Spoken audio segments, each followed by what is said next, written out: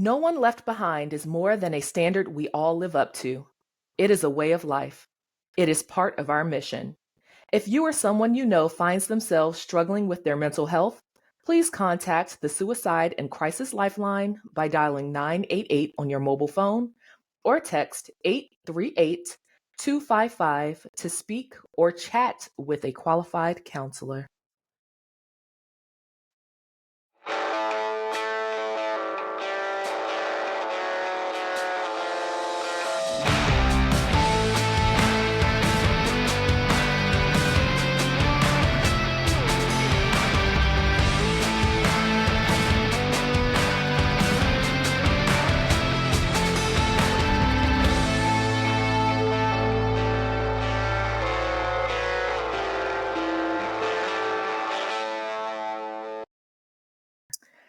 Well, is it May yet?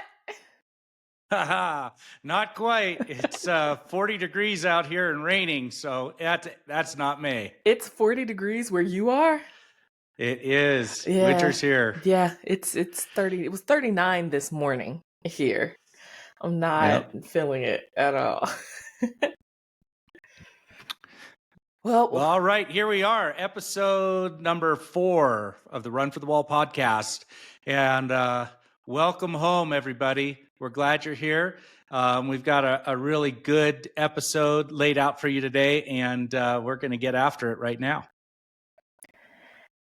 So we have 2 very special guests with us today. And well, I just want to say, there's a significance to this. There is. It all ties together. We have Harlan, White Birch, Olson, and Kirk, Pretty Boy Olson. See, I'm sure you can already see why it's a significance right there, right? By me telling you their names. But that's not the only piece to it. So not only are they father and son, but they are both Central Route coordinators. Harlan was 2018, which, fun fact, he was the route coordinator my FNG year. And for the upcoming 2025, we have Pretty Boy as the Central Route coordinator. So welcome to the Run for the Wall podcast. Thank you.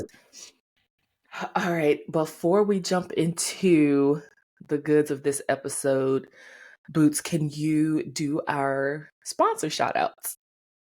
Sure, absolutely. And just for our new viewers, sometimes people tune in, they're not quite sure what Run for the Wall is. So I just wanted to mention Run for the Wall is an annual coast to coast motorcycle ride. We start in Ontario, California.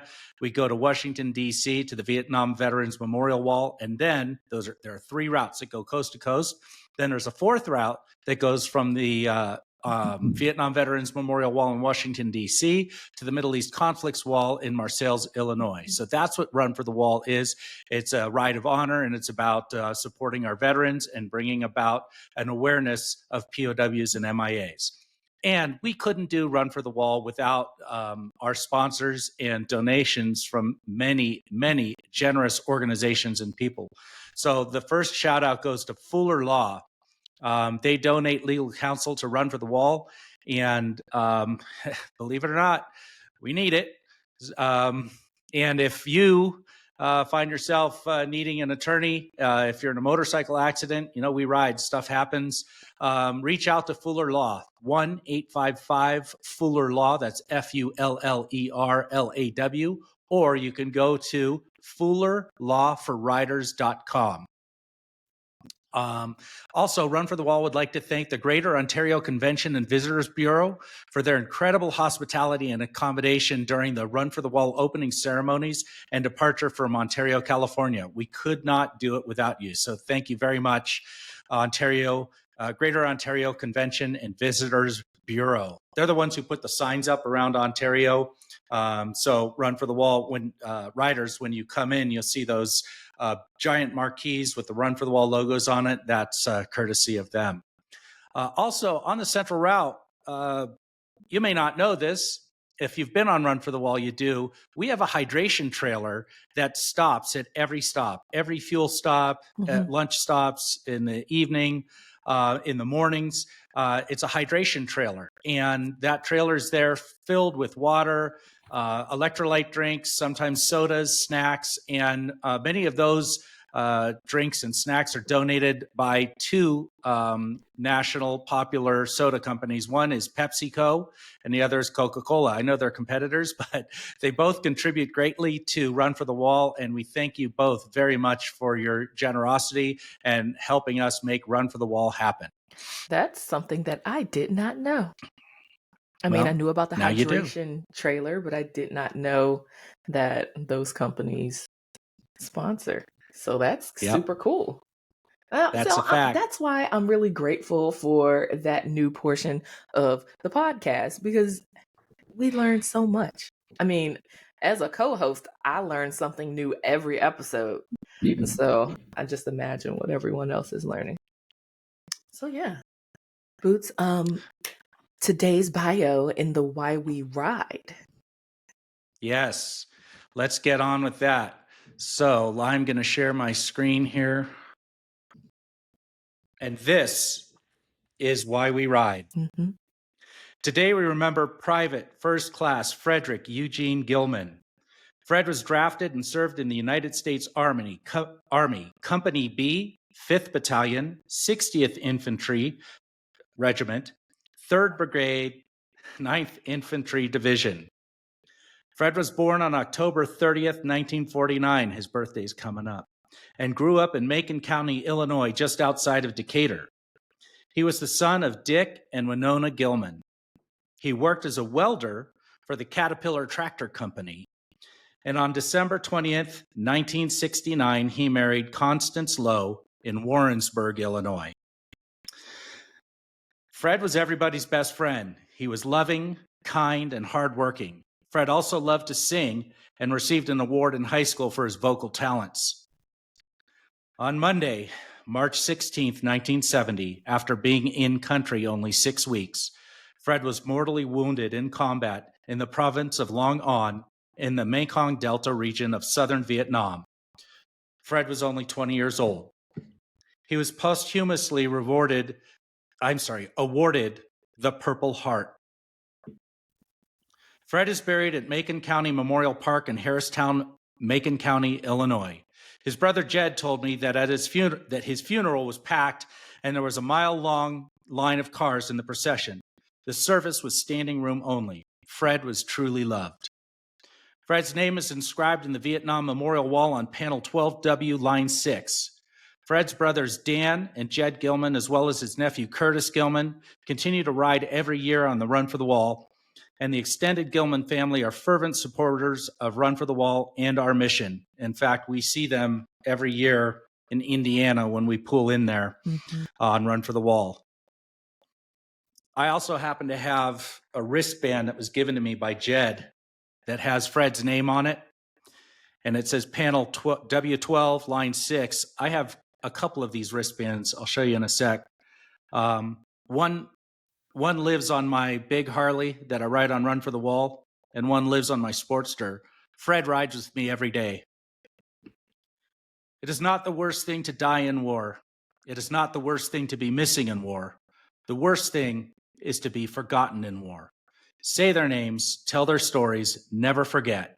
Frederick Eugene Gilman, on behalf of a grateful nation, thank you for your service and your sacrifice. We will never forget you.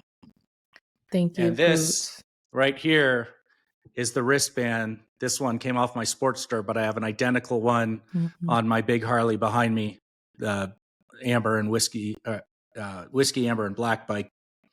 So that's Fred's wristband right there. Thanks, Fred. Thanks, Gilman family. That with us. I love you, Jed, Dan, Curtis. You guys are like brothers to me. All right, on to Run for the Wall news and events. I see that hotel and camping lists will be released January 1st. The prepaid fuel that will be released in March 2025. Let's That's see. What we're tracking in March. Yeah, so I wanted to mention on the prepaid fuel, I've been getting a lot of inquiries on the website. When you Mhm. fill out that contact form on the website, everyone, that comes to me. And a lot of people are asking about, hey, when are we going to be able to buy prepaid fuel? Not until March. There's still, a lot of things to work out. We have to consider fuel prices and where they may go, and also, ironing out the last few details of each of the routes for this coming year. So just keep watching the route coordinator newsletter, and probably sometime around March is when prepaid fuel will be available. Oh, so that wasn't a thing the last time I did the run, I don't believe. Tell me a little bit You're more right. about that. It's new in the last couple of years. So most of the fuel Told you I learned and something new every episode. most of the fuel and most of the food is donated through the generosity of many, many individuals and organizations so that Run for the Wall can continue. However, there are some fuel stops where we haven't covered the cost of fueling up the entire pack. And so once we know how many fuel stops are covered, each of the route coordinators and state coordinators work together to make this happen. But once we know which fuel stops aren't covered, and then calculate in how many riders in general are going to be on each route, we'll know what the prepaid fuel cost is going to be. Last year on Central Route, I think it was $90, and Sandbox Route was about $60. But it makes it simple, because if you don't prepay your fuel on the gas stops where we pull in, and if it's not covered through a donation, you're going to have to dig through your pockets and pull out some cash. And they're not going to take exact change, because we're fueling 300-400 bikes inside of about 10 minutes. It's really amazing to watch. There's videos on YouTube out there.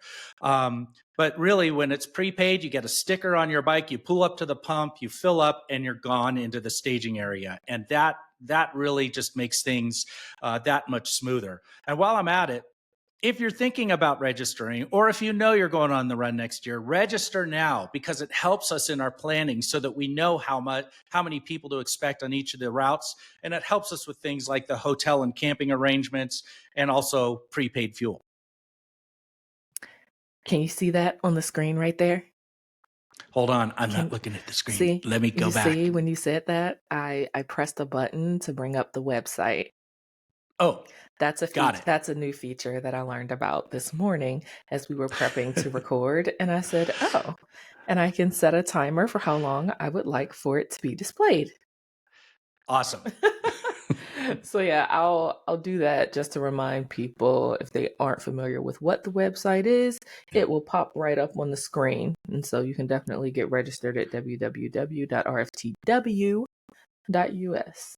if you have not done so already. What else do we have for news and events? Okay, let's take a look. I'm going down my list. Countdown to the run. So Woohoo! the Midway route is going to leave on Tuesday, May 13th. Central and Southern routes will depart Ontario, California on Wednesday, May 14th. Then the Sandbox route will depart Washington, D.C. on Sunday, May 25th. So if you're planning on going on any of the 3 coast-to-coast routes and or the Sandbox route, again, register as soon as possible. We really appreciate it. A couple things I wanted to mention. First of all, if you wanted to find out about events, you can go to the Run for the Wall website at rftw.us and pull down the Connect menu and go to the calendar, and you'll see a host of activities. Right now, let's see, there's a group that meets in Arizona. Sometimes they're down, they just met in Tucson. Sometimes it meets in Phoenix. Sometimes it meets in Northern Arizona, but they meet in general once a month. There's a Colorado meetup. I know Harlan and Kirk know all about that because I've seen them there. And then there's a Northern California meetup. If there's more meetups out there and you have information, please send them to me. You can send them to either pod@rftwus.us, or you can send them to just PR, for public relations, at rftw.us. Well, apparently, if they just fill out the question card, it goes to you too on the That's true. website. Yeah, Everything just the goes to you by the default. contact form comes to me. Yeah. I'm curious to know, as people who have attended a meetup, like you've all done the Colorado one. What's it like going to a meetup? Can you all talk about that for people who may Well, not? I think my dad should do it because, as far as I'm concerned, he's the father of all of the meetups. So he's the godfather of all of the meetups. So what does it mean to go to a meetup for those who may not know? Well, I can tell you how it got started in Colorado. In my FNG year in 2007, I rode home, and I worked from home at that time, and it was a Friday afternoon, and I had just met this guy called Roger Hagelman, who had been a platoon leader or was a platoon leader, and I knew that he had a business in Fort Collins about 20 miles away, and it was a Friday afternoon, and I was missing something. Mm-hmm. And I'd just come off this mountaintop, run for the wall, and I wanted more. So I shut down my laptop, got on my bike, rode up to Fort Collins, and knocked on Roger's office door, and we spent the next couple hours. And we said, well, we ought to meet somewhere. And I said, sure. And so a week later or so, we met at Johnson's Corner. First time that it was Kirk, brought Kirk along, and Roger brought Dallas, his son. I don't know if you all remember DC. But anyway, it was started out with the four of us, and before we knew it, it had grown to, sitting in a booth, probably 4, 5, 6. And then we figured we needed more room, got a room, and that's how it started in Colorado. That is awesome. I did attend after, same as you, after being an FNG, I linked up with the DC area group. Yeah, so it's pretty cool. In Colorado, it grew over the years. I mean, it wasn't like immediate. It used to, like, people would go to these restaurants and sit in a booth, and then people would see our bikes outside, and then people would ask questions about who we are and what Run for the Wall is. And it kind of grew organically from there. And at the time, Dad was involved in his Harley chapter and invited Harley chapter people to come on the run. And then, before you knew it, we were getting like 60, 70, 80 people like at a meetup. Oh, wow. And then sometimes go for a ride afterwards. So, I mean, that's kind of but it took a few years for it to get to be that, but that's kind of how it started. So just, they're really cool. I really enjoy it because, I mean, for me, I can't get enough of Run for the Wall. And so to go meet up with my Run for the Wall brothers and sisters, I mean, it's like a family. Mm-hmm. And also, I go to the one in Arizona when I'm in Colorado, because I have relatives in Colorado and I ride up there. I'll go to the one in Colorado from time to time. But it's just a great opportunity to be around other fellow Run for the Wall participants and talk about stuff that matters to us, talk about what we're going to be doing in the coming year, hear stories about the other routes, so, everybody knows I'm on the Central route, but to hear stories and tales from the Midway route, from Southern route, and just relate that. And then also, like Kirk mentioned, there are various riding groups, whether you ride a BMW or a Honda or a Yamaha or a Harley. To invite some of these people who've never heard of Run for the Wall to a meetup is a great way to kind of get them involved and give them a little flavor of what Run for the Wall is all about. Awesome. Okay, so jumping back in to the local meetups, I think the last one is the NorCal. Yep, that's on the calendar too. You can check that out. Then I'm just going to keep going down my list. Yep. So as many Run for the Wall participants already know, we are moving away from CB radios and we're moving to GMRS radios. And you can find out more information on that on our forum at forum.rftw.us. And one of the radio manufacturers, in fact, the probably preferred radio manufacturer is Baofeng. That's how I pronounce it. You can pronounce it any way you want. But we've negotiated a group discount rate with Baofeng. So if you are going to purchase a GMRS Pro radio, that's the one I use, along with the push to talk button. And again, all of this is on the forum. Use coupon code RFTW at checkout, and you'll receive about a 17% discount on your purchase. And again, all of that is on the website. And the Baofeng website is baofengtech.com. That's BAOFENGTECH.com. And then you can get a radio at a discount. If you already have one, maybe you want to buy one as a backup. These things are supposed to be submersible, but I found out last year that that may not be 100% accurate.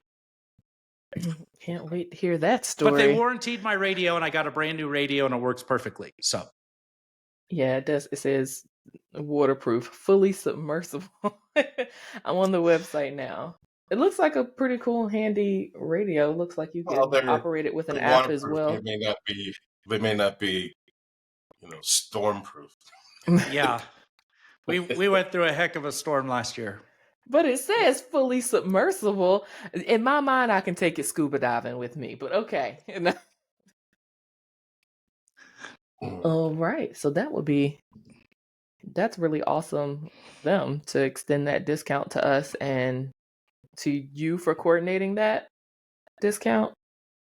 Well, I didn't coordinate it. It was another person on Run for the Wall. This is a group effort. Mm-hmm. And so we have many people reaching out and taking care of different tasks because there's so much to be done. So I did not negotiate that, but somebody else did. Okay, so we're very thankful to for that. them. Thank you so much. All right, moving on. We are adding a new, I guess you can call it, segment to the podcast called Run for the Wall Traditions and like the How We Ride. And that's just so that we can inform those who have not been on the run, or those of us who have, we can be reminded of, the How We Ride and getting deeper into some of the traditions, because like why we wear red on Fridays, I did not know why. I think I talked about that in a previous episode. I just knew I needed a red shirt. So my mom just happened to be there, so I got her red shirt from her. And so I would say that was probably the start of us wanting to introduce this segment, just to, bring those things home and make us understand on an even deeper level of what Run for the Wall is and why we do the things that we do. Is that a good explanation? Yeah, so today's Run for the Wall tradition is probably one of the most significant things on Run for the Wall, and that's the missing man formation. Each of the 4 routes has a missing man formation. We do this in remembrance of those who cannot ride, those who have made the ultimate sacrifice for our country. So at the head of every route is the missing man formation. And normally there are 2 motorcycles. Normally it's the route coordinator on the left-hand side. And then there's another rider, sometimes the assistant route coordinator, or it could be somebody in leadership or somebody who we're honoring. And then right behind them is, in the left track, the missing man rider, and that's chosen from the pack. It's often an FNG. I did it my FNG year. And then there's a missing man in the right track. And then there are 2 bikes behind. So it is a 5-bike formation, and with 1 missing space to designate the missing man. This formation runs at the front of the pack. And even like if a route like the Central Route on day 9, we ride to Raynell Elementary School, and then that's the end of the run for the day. And all of the riders, when they're done at Raynell, make their way on their own down to Lewisburg for the night, which is about an hour ride, give or take 40 minutes or an hour, depending on the weather. However, we escort the missing man down the mountain, and it's a solemn ride. It is a high honor to ride in that formation, and there's a group of road guards and other riders who ride with the missing man to make sure that that missing man is escorted all the way across the United States. We never, ever, ever leave the missing man formation. It's a great honor to ride in it. I can tell you when I did it in 2017, it was probably about the best 90 minutes I've ever spent on a motorcycle. And it's quite an honor to do it. And at the stops, it's in the missing man formation, where I know on our route Bones will like honor a different person. Like you have the picture there and he just writes information. Right. Exactly. So on the ground where the rider would be, we use chalk. There's also a placard, and we'll have a picture of the missing man or woman, and also a bio that tells about them, about their life, about their family, in some cases about how they may have perished, as just a form of remembrance, because that's what it's all about, saying their name and never forget it. Right. Never, ever letting us forget their sacrifice. All right. Now I guess we are getting into the good part where we start to grill our central route coordinators. So today we'll be talking about the central route. I know in the previous episode we were able to talk about Sandbox, and I think we'll probably just work our way through. That way we can hopefully help those who are undecided on which route that they would like to do. You know, maybe this will weigh into your decision, and we can help you figure out which would be the best route for you. So again, we have Kirk Pretty Boy Olson, who is next year's route coordinator. And then we have Harlan Whitebirch Olson, who was the route coordinator in 2018, again, my FNG year. And we're going to get to know what their experiences are with the central route. So how were you introduced to Run for the Wall? I'm going to go Harlan first. I'm a Vietnam vet, and my old unit used to have an annual reunion, which we scattered around the country. And there was one of our members that was a Run for the Wall rider, and so he would. Our annual reunion is in June, so he has just been coming off of Run for the Wall that ended in May, and so he'd be and tell me about all. And I hadn't had a motorcycle yet, so I was a motorcyclist, but there was a gap in there of many years, and so he was telling me about this adventure, and I thought, man, that would be fun to do. So I purchased in 2007. I purchased a Harley, and I was an FNG in 2007, and I was only going to do it one time, and so I joined, and I got hooked, and so I came back as a platoon leader, and then I did the staging for led the staging team a number of years on the board of directors, and then was asked to be the route coordinator for 2018, and so that was a special time. That's awesome. All right, Pretty Boy. How did I get introduced? And I mean, I just figure from your dad, but I'm like, Well, maybe there's a different story. Oh yeah, there is. I mean, so he went in 2007. Okay. At the time, I was actually living in Lakeway, Texas, outside of Austin, Texas. Okay. My then wife, now ex-wife, and I moved down to Austin, and she was pregnant with my son at the time that they went. That would be PBJ, right? Yeah, and I wasn't thinking about motorcycles all that much, although I had one at the time. So they, my dad and my mom tell me that they went and did this thing, and I kind of blew it off. And they were like, hey, we did this ride and all this. And I think they actually called me from the road one time. I think they were in Corydon, Indiana, I want to say, because I remember them saying Indiana. And I was like, just seems like the weirdest, dumbest things. I go, do you know how far that is on a map? I'm like, I'm just not, whatever, you guys go do your thing, whatever. So then the next year comes 2008. By that time, we had moved back to Colorado, and they said, hey, we're going to go do that run for the wall thing again. Do you want to come? And I'm like, no, not remotely. I have no interest. You guys did that last year. Why are you doing this again? I go, that's just weird and dumb. Again, do you know how far that is? And then, so they went and came, and then 2009 rolls around, and they extended the invitation again. And at that time, earlier in the year, I had purchased, like over the winter, I had purchased a different bike that was more conducive to longer rides.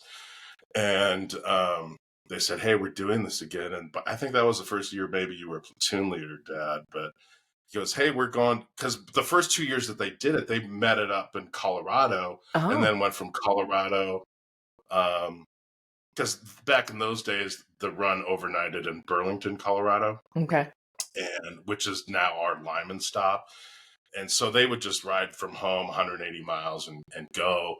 And then, but that year in 2009 was the first year that he was a platoon leader, and they were going all the way to California. Now, mind you, I had just gotten laid off before the run was even going to go. And so they asked me to go, do you want to go? And I had gotten laid off from a company I was working for. And so I had all of the time to go on the run.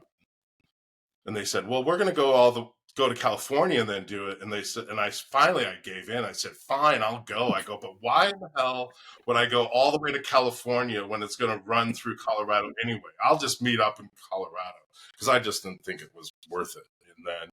And then my uncle decided to go, my mom's brother.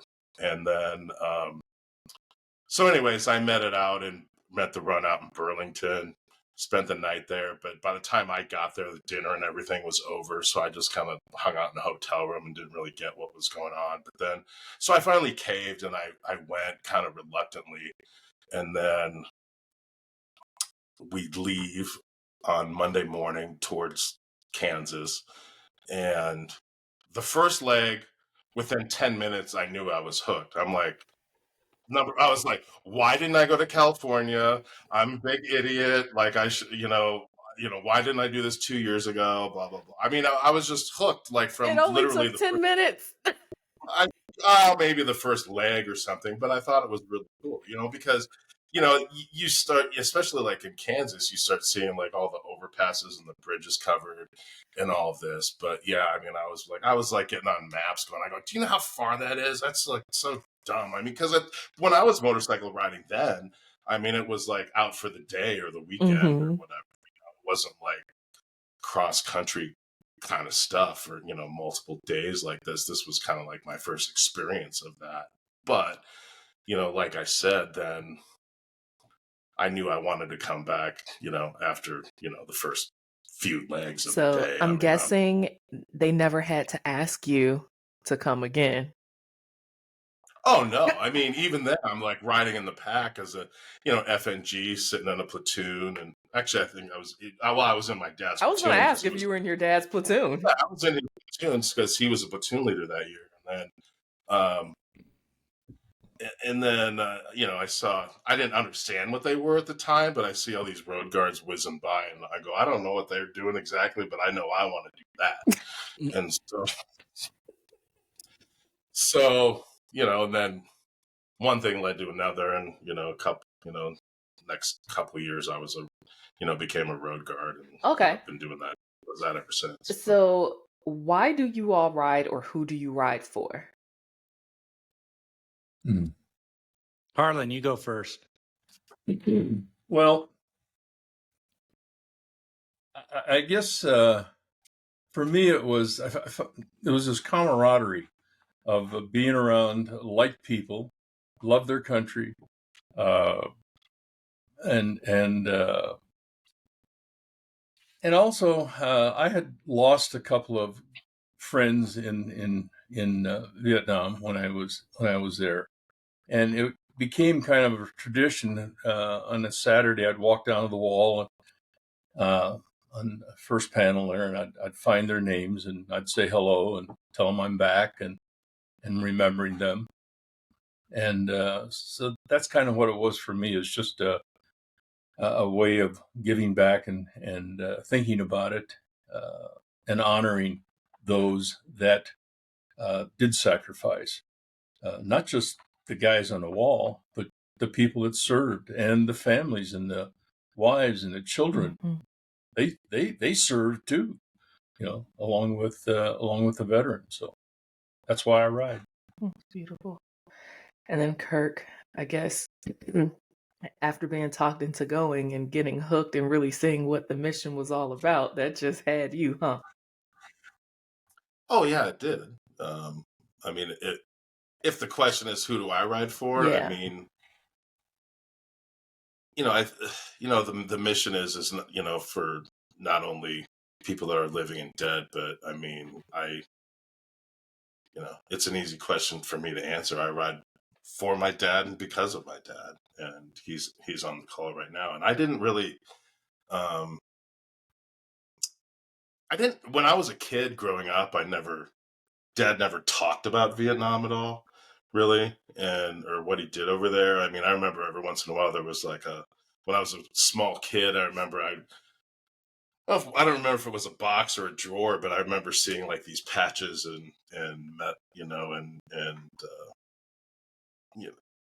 I know what they are now, but I remember as a kid, like, your dad, your ASA, Army Security Agency patch was in like a little box or something under, like under a coffee table or nightstand in our living room or something. And there were like pins and maybe a medal or something, but he never talked about it. I never knew what he did. And, I mean, I remember one story as a kid. I remember I was a kid and never knowing what he went through. And I remember one time, we were at a mall and, when we were living in Minnesota, and back then, if you know what the wax paper cups are that sodas used to come in, and I was probably like 8, 9, 10 years old, something like that. And, I saw one kid like turn it upside down and just stomp on it, and it makes a big bang, like a firecracker or something like that. And I'm like, I turned one over and did it.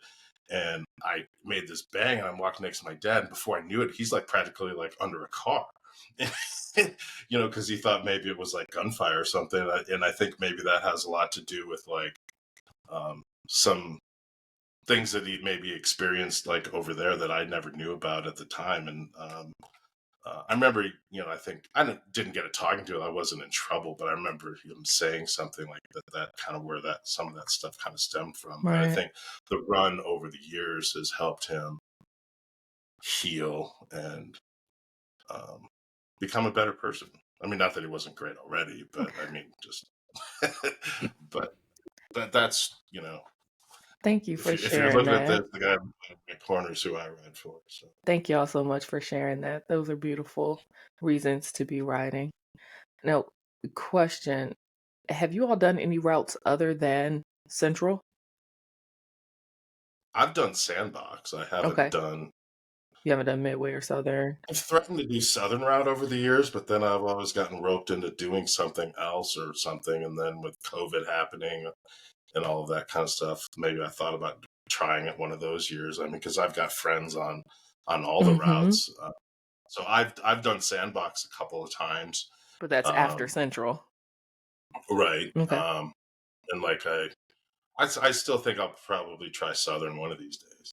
And have you done the run every year since 2009? Well, aside from COVID.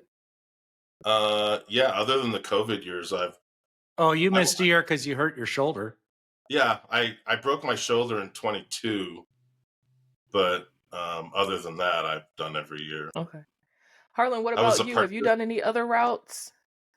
Yes, I did do the maiden route for Midway. I think that was 2014.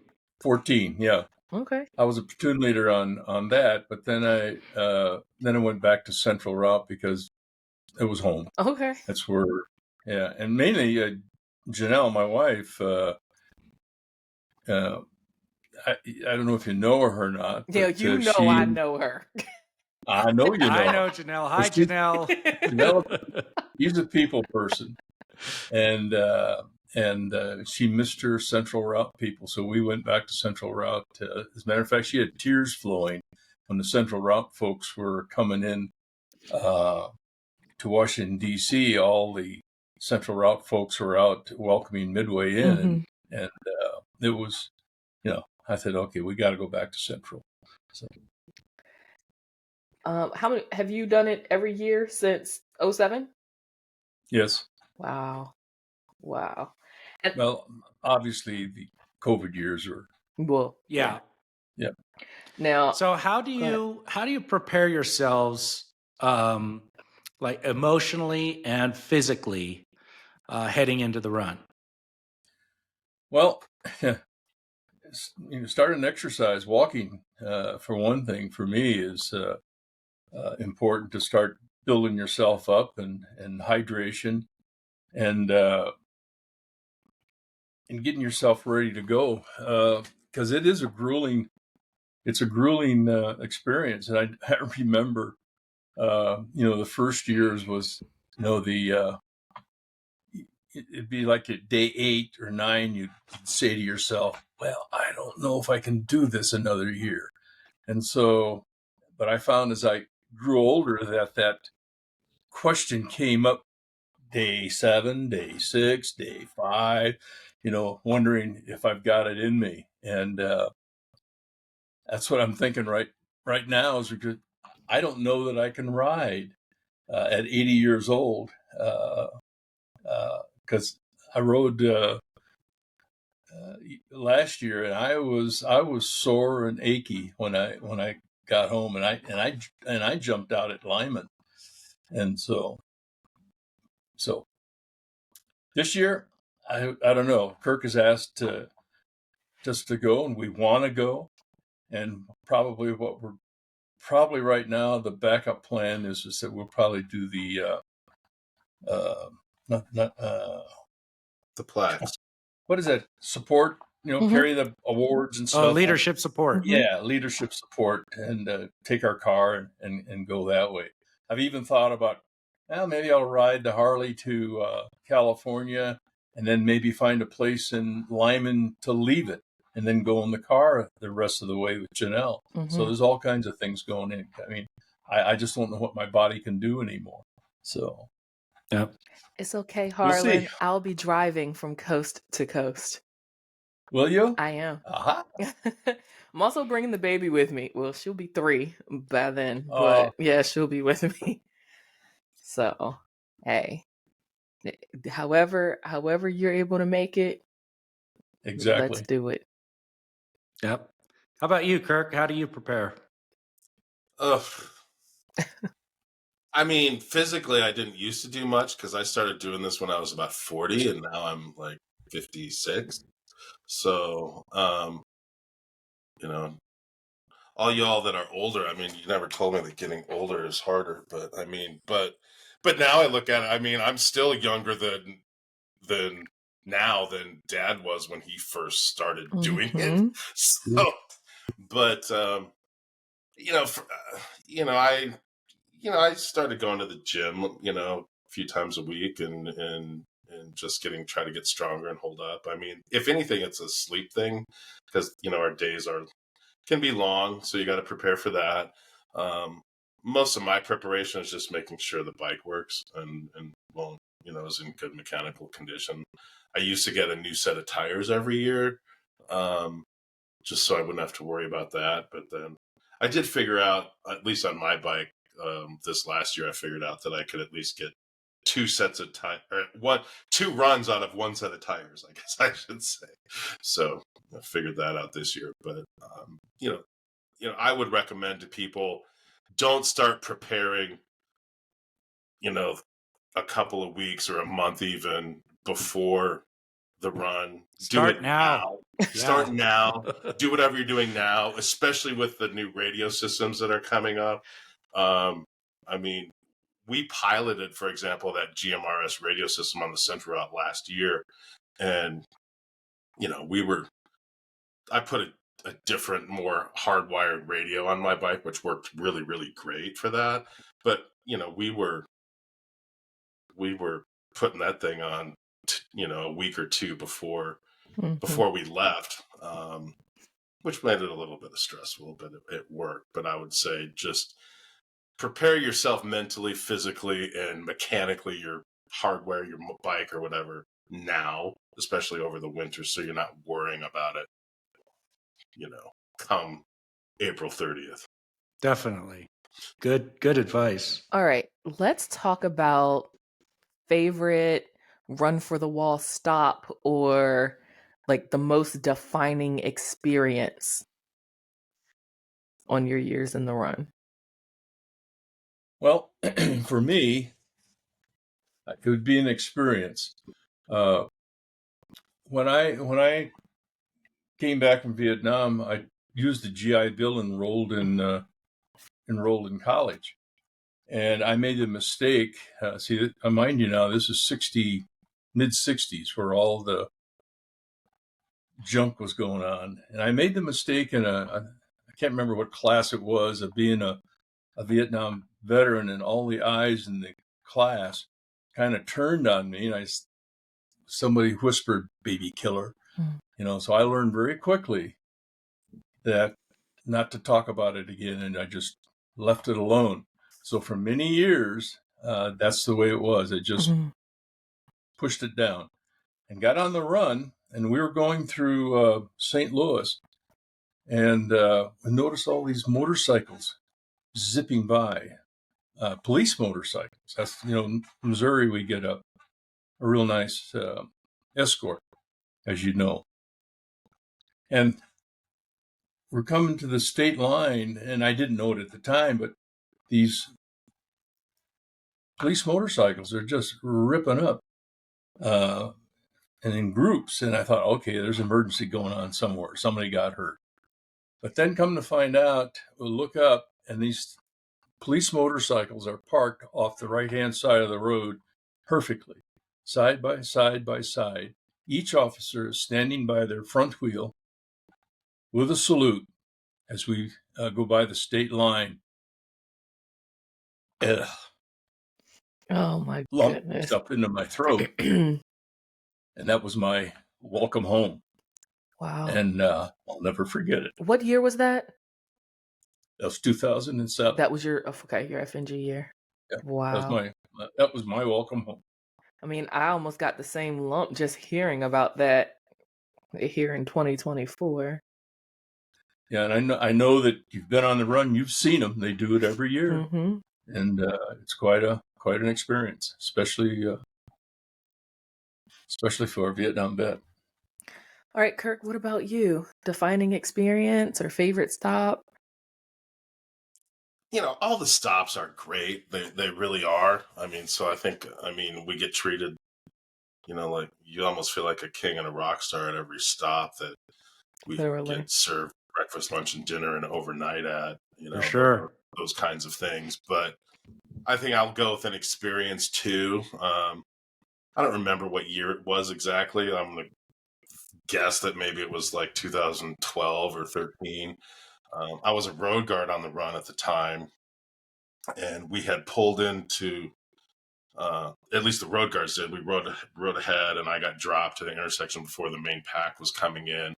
And I was a road guard. The road guard captain dispatched me to cover this entrance driveway, and it was actually a McDonald's in Wentzville, Missouri, and because we were going to parade through town there, and what we doing that is we don't want cars coming out of parking lots and then like into the pack and get in the middle, so we kind of like control intersections and entrance ways and stuff like that, so just let the pack go by. So I'm standing at the end of this near this driveway entranceway to this McDonald's, and there's this guy sitting in a lawn chair there, and he kind of we kind of hear the rumble of the motorcycles coming by, and he stands up and starts walking to curb in the driveway, and I just, politely said, "Hey, sir, excuse me, but you can't.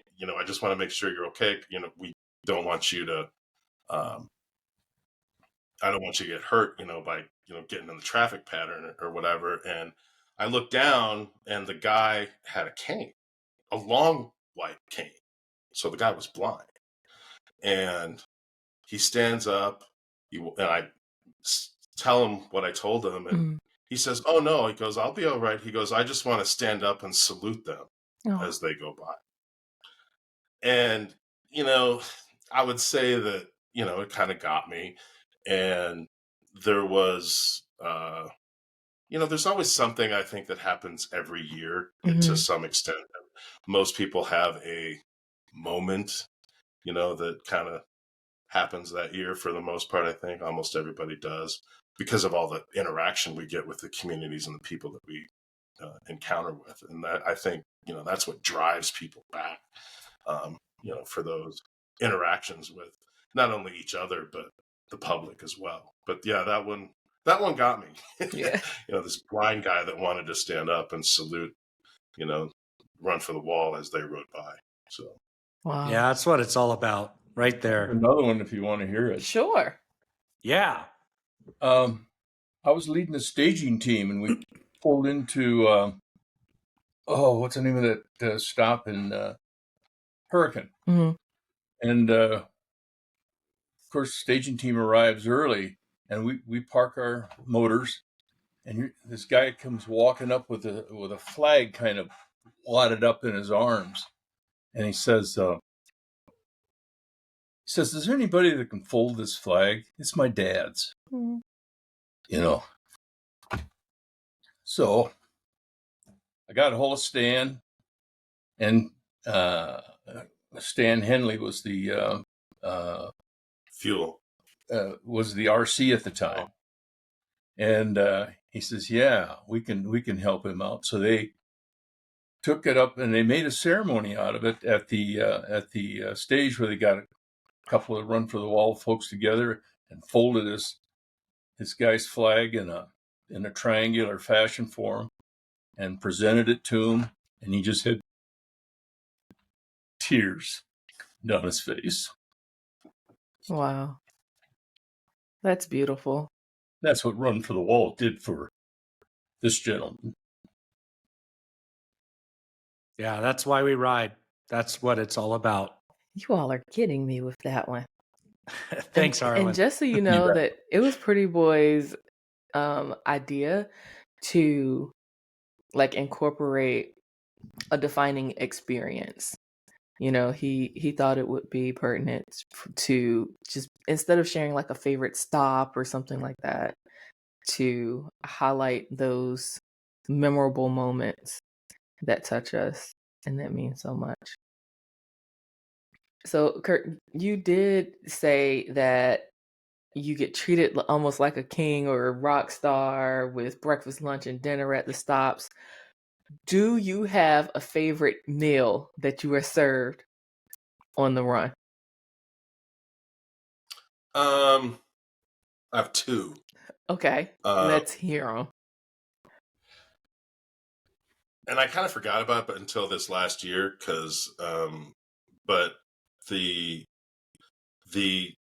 I'm a big fan of Mexican food, but the people that do the dinner in Gallup, New Mexico, the guy that really caters it owns one of the most famous restaurants in Gallup for Mexican food. Oh, wow. And the enchiladas were off the chain this last year, and they're like that every year. So I really like that. And I think it's in Wentzville, we get a steak dinner. Oh, yeah. Everyone in this steak dinner. Hey. Okay, so, Harlan, I saw you thinking when I asked the question, you looked up, you were like, So what are your favorite meals on the run? Well, I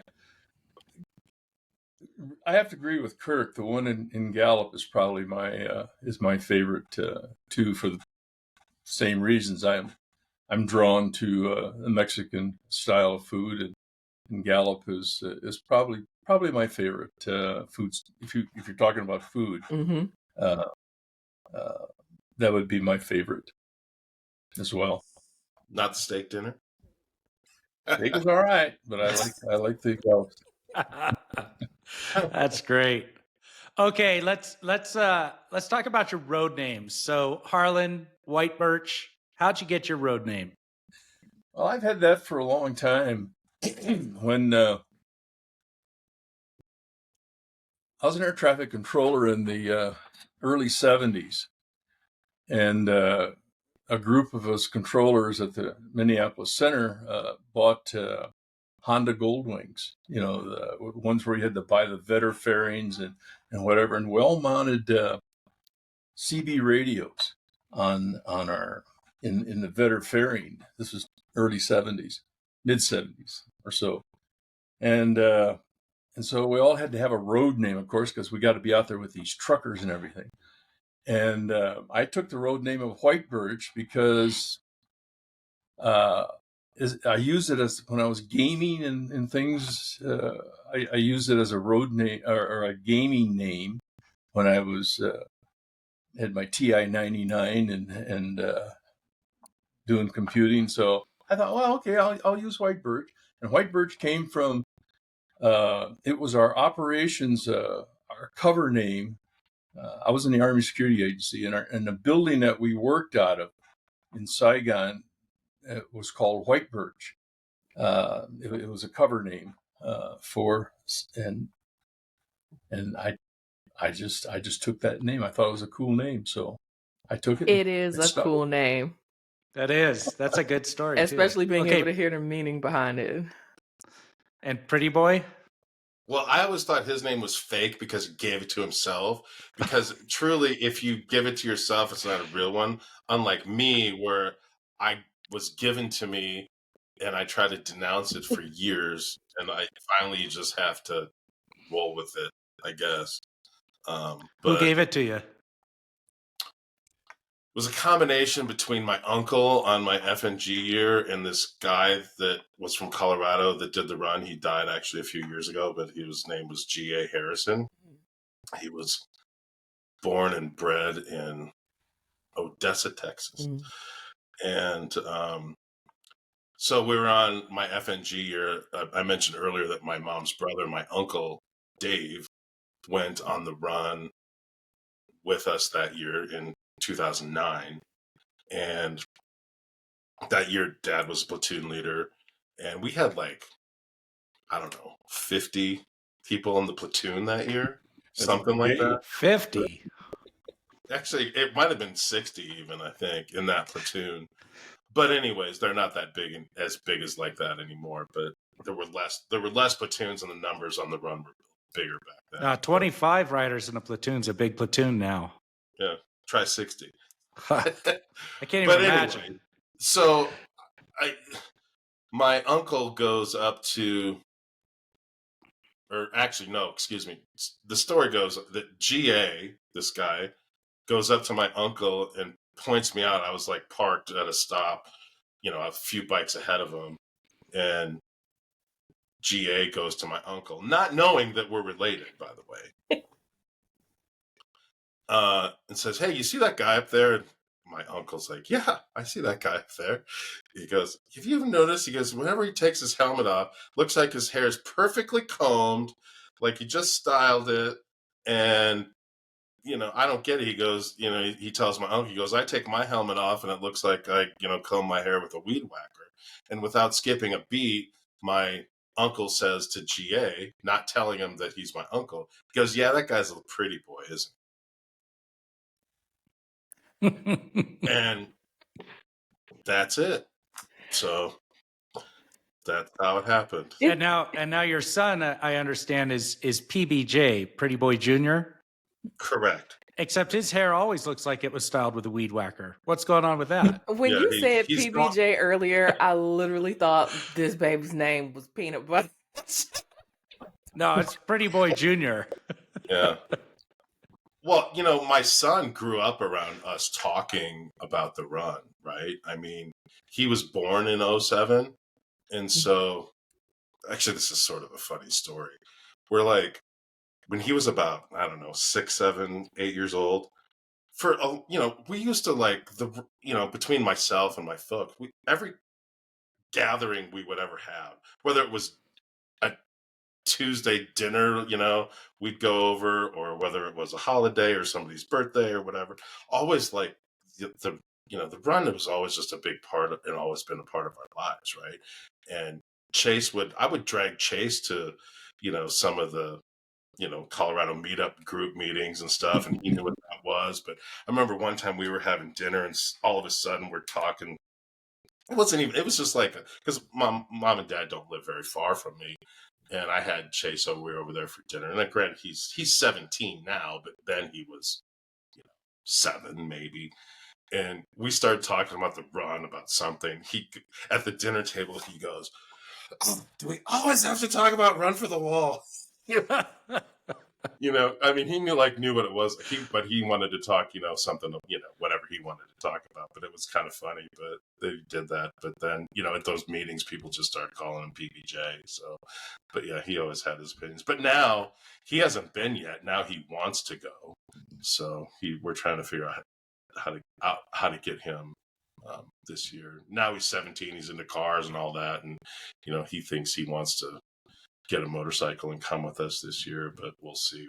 We'll see what happens with that. I got you were talking earlier about preparation for Run for the Wall, and one of the things we used to do here in Colorado is we'd get together on a Saturday or so and set up some cones and do cone weaves and do skills practice.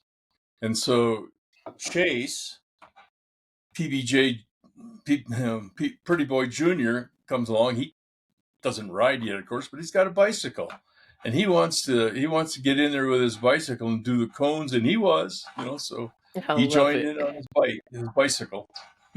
So Yeah. when you're out there practicing, what are you all riding? Like, what do you ride now? A Harley FL.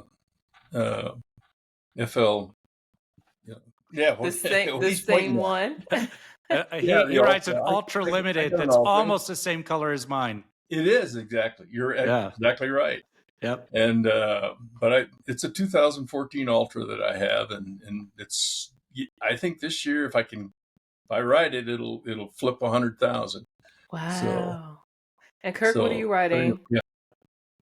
I have a BMW K1600 GT, and I've had it for a while. It's seen several runs. Nice. All right. Are you going to ride that again this coming year?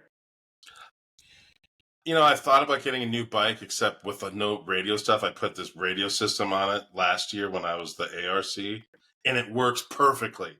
So I will probably leave it alone and ride that this year. So cool. Mostly just because, I've got this, radio mounted on it now that works great for communications and all of that. So that's the plan right now anyway. All right. So let's keep moving here. Harlan, do you have any advice for FNGs? Advice: listen to the people. If you got a mentor, God bless you, because I didn't have that. And we were talking about groups before, and I wish that I had a group that I could have gone to and gotten some advice of what to prepare for. Mm-hmm. When my first year out, it was like Janelle and I met up with them in Lyman, and I had no idea what was going on, and I was told I was going to be riding side by side, and the first half day was a white knuckler, of riding side by side, because Central Rod only did side by side at that time. But anyway, find somebody that's been there is my advice, and don't overpack. Oh yeah. Fair enough. What about you, Kurt? What FNG tips do you have? I guess I would say, I've told this to a lot of people. I think a tip would be, if you're on the fence about going, trust me when I tell you, just commit and go. Yeah, do Because it. Okay, so because what if you're not no, what if because you're not on the fence about going? Because if I recall about 30, 40-ish minutes ago when we started our little chat, you weren't on the fence at all about going the first or second I time you were. yeah, but I'm trying to save people from themselves, right? I mean, the other, because I know now. Yeah. And the other thing too is like the mistake that I feel that I made early on too. Now, it all depends on people's time commitments as well, Mhm. and what they're able to do. I always tell people, especially if it's their first year, do as much of it as you can. Mhm. Yeah, go as But far west as you can go. start as far west to the beginning of it as you can. I like I that. mean, if you live in the middle of the country and you are only able to join in the middle wherever we pass by, that's great. I mean, do something. But if your schedule allows, meet us up as far west as you can, whether that's, the day or two before we get to where you might live and Mhm. want to jump in, or if you have the wherewithal and are able to do the whole thing and start in California, do that, because you'll never regret not seeing everything, because every leg and every day is totally different. Totally. Yeah. And the country's different, the scenery's different, the people are different, and then You will be every day. different. What? You will be No, different I mean, day to day. Yeah. an example, like if you started in, say Angel Fire, New Mexico, for example, and you didn't go to Gala, you missed the whole Indian ceremony Oh yeah. Mhm. that they do in Gallup. I mean, and that was just like one day early, Mhm. right? I mean, so you you miss stuff if you. I mean, I use that as an example. I mean, or if you start in Kansas, and you had the wherewithal to join us in, say, Angel Fire, New Mexico, you missed, the really neat Vietnam memorial in New Mexico, for an example. So, I mean, that's just what I tell people. I mean, do as much as you can, commit, and start as far west as possible. Right. And we say you can ride one leg one day or all the way, Mhm. but there's something very special about starting at the beginning and going all the way. So That's true. yeah. But I also, again, it's not required either, right? No, I it's mean, not. Not at we all. I would rather have people go and experience, because then if they see a piece of it, maybe their schedule will open up or whatever for the next, the next year, the Mhm. years Yeah, forward. absolutely. I mean, like I said, I regret not going in at least 2008. I easily could have done this a year earlier than I did, right? But I didn't, because I was hard-headed and stupid, because I didn't know what I didn't know. That part. So, So, what about tips for all riders? We talk about FNGs, but any tips for all riders? Hydration. Okay. Good tip. Yep. Yeah, I can't stress enough. I've seen more issues in the years that I've been doing it where people either forget or they don't think they need to, but hydration is very important when you're on this run, even before you even start the run, maybe even a week ahead of time. Start getting yourself hydrated and stay hydrated. Even though you think you don't need the water at a stop, get it. Mhm. Yeah. Because it's there, as we stated during our sponsor, segment. Like, we have the Yeah, there's a hydration hydration station, trailer so everywhere. Yeah. All right. Plans for next year. I know Kirk, you'll be route coordinator. RC. Yep. Woot woot, yes. on Central.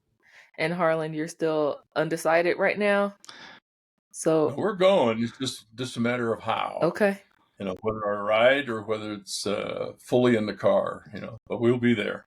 All right. I'm looking forward to seeing you there. Yeah. Got to support my boy. I know that's right. I know that's right.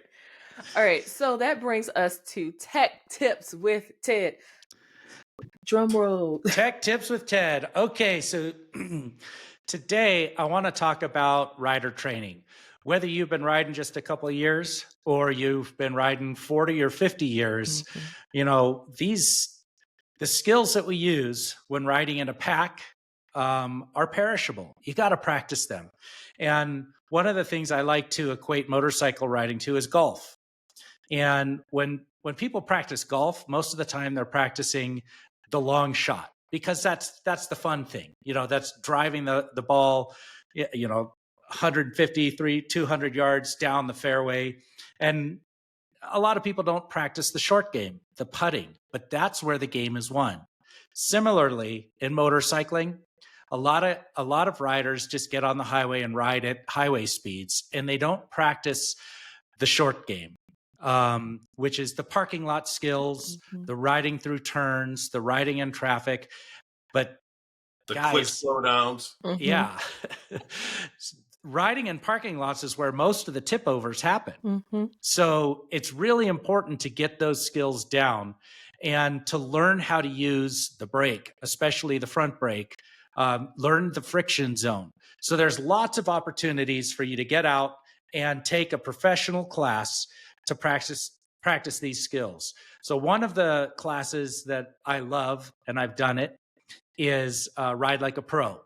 And they're all over the nation. You can go to ridelikeapro.com and find a class in your area.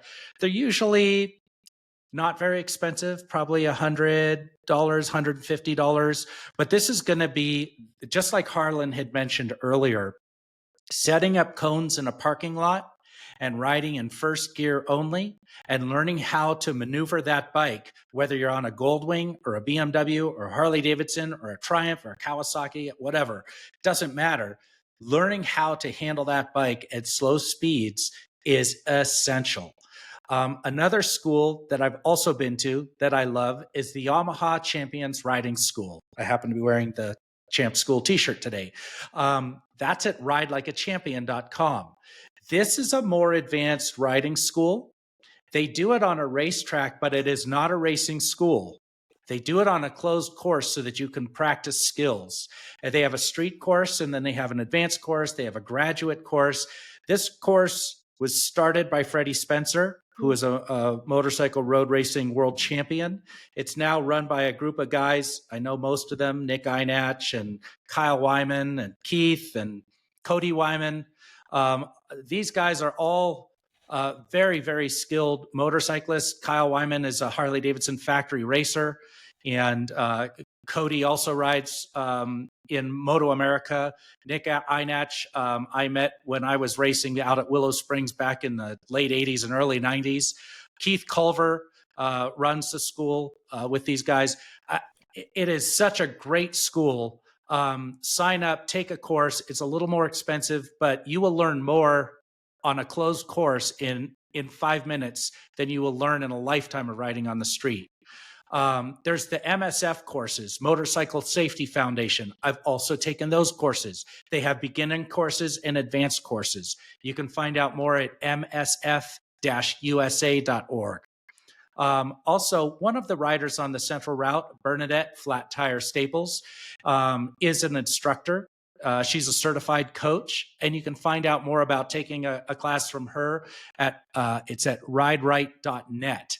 But she's the FNG coordinator for the Central Route this coming year. But she's another great resource on skills.